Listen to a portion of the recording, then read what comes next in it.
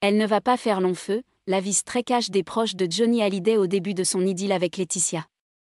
Dans le documentaire Événement Johnny par Laetitia, proposé par M6 ce jeudi 8 décembre dès 21h10, Laetitia Hallyday revient sur les critiques reçues sur son histoire d'amour avec Johnny Hallyday à leur début.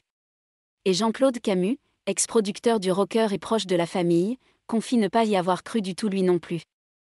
Place aux confidences, très compliqué à tourner dans un lieu symbolique, pour Laetitia Hallyday dans le documentaire inédit Johnny par Laetitia, réalisé par William Carême et diffusé ce jeudi 8 décembre dès 21h10 sur M6.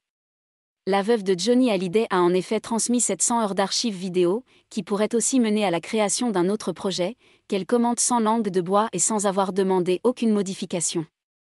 La mère de Jade et Joy, qui participent à leur manière au film, revient ainsi sur leur rencontre qui n'avait pas très bien commencé, sa fausse couche survenue à 5 mois de grossesse ou encore les infidélités de son mari, tourmenté par des démons qui le rendaient agressif et viol.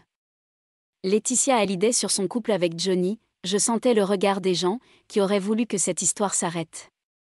Mais la belle-mère de Laura Smet et David Hallyday, qui apparaissent peu dans le documentaire, se souvient devant les caméras des critiques qu'elle a pu entendre sur son idylle avec le rocker très dépensier.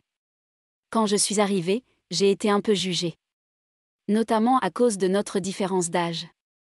Je sentais le regard des gens, qui auraient voulu que cette histoire s'arrête, qu'elle ne dure pas, confie celle dont l'idylle avec Jalil Lesper n'est pas abordée dans le film.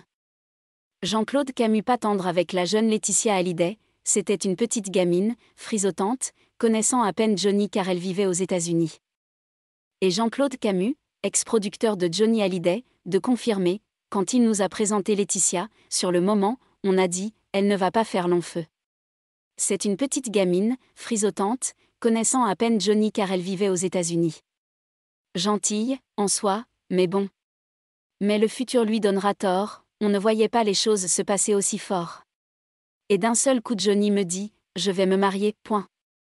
Leur union sera célébrée en 1996 et perdurera jusqu'à la mort de l'artiste en 2007, malgré des hauts et des bas.